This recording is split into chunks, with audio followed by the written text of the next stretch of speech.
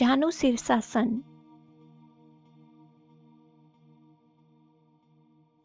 આ આસન માટેના પ્રારંભિક આસન ઉત્તાનાસન અને અધોમુખ શ્વાનાસન. આ આસન કરતાં પહેલાં આ મહત્વપૂર્ણ વાતો યાદ રાખો. જો તમને પીઠ કે હિપ્સમાં ગંભીર ઈજા હોય તો આ આસન ટાળવું જોઈએ. માથાને ઘૂંટણ સુધી ન ધકેલશો. ઊંડાઈ કરતાં કરોડરજ્જુની લંબાઈને પ્રાથમિકતા આપશો. સગર્ભા પ્રેક્ટિશનરોએ જગ્યા માટે પગ પહોળા કરવા જોઈએ. જો તમને અનકમ્ફર્ટેબલ લાગે તો વાંકા ઘૂંટણની નીચે ફોલ્ડ કરેલ ધાબળો ગોઠવી શકો છો.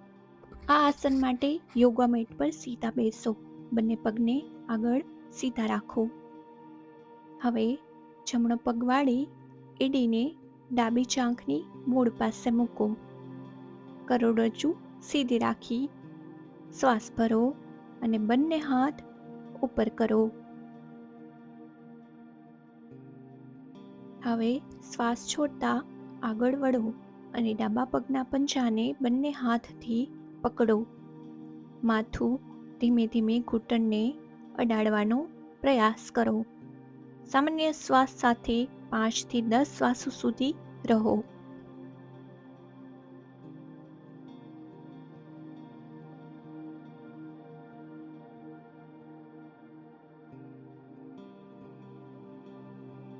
હવે ધીમે ધીમે મૂળ સ્થિતિમાં પાછા ફરો અને બીજી બાજુ પુનરાવર્તન કરો.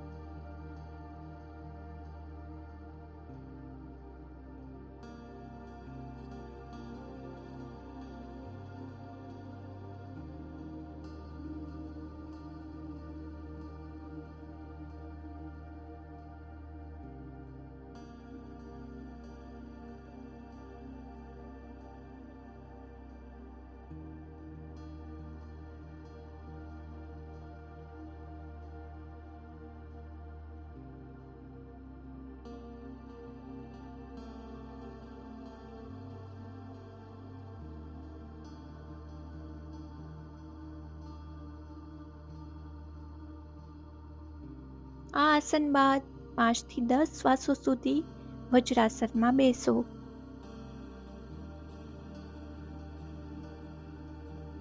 જાનું શીર્ષાસનના ફાયદા. શારીરિક લાભો. હેમસ્ટ્રિંગ પગની પિંડી અને કમરના નીચેના ભાગને ખેંચે છે. હિપ્સ અને જંઘામોળ ખોલે છે. કિડની અને લીવરને ઉત્તેજિત કરે છે. પાચન અને ચયાપચયમાં સુધારો કરે છે. માનસિક અને ભાવનાત્મક લાભો. મનને શાંત કરે છે. તણાવ અને ચિંતા ઘટાડે છે. હળવી હતાશા અને તણાવમાં રાહત આપે છે. આત્મનિરીક્ષણ અને આરામને પ્રોત્સાહન આપે છે.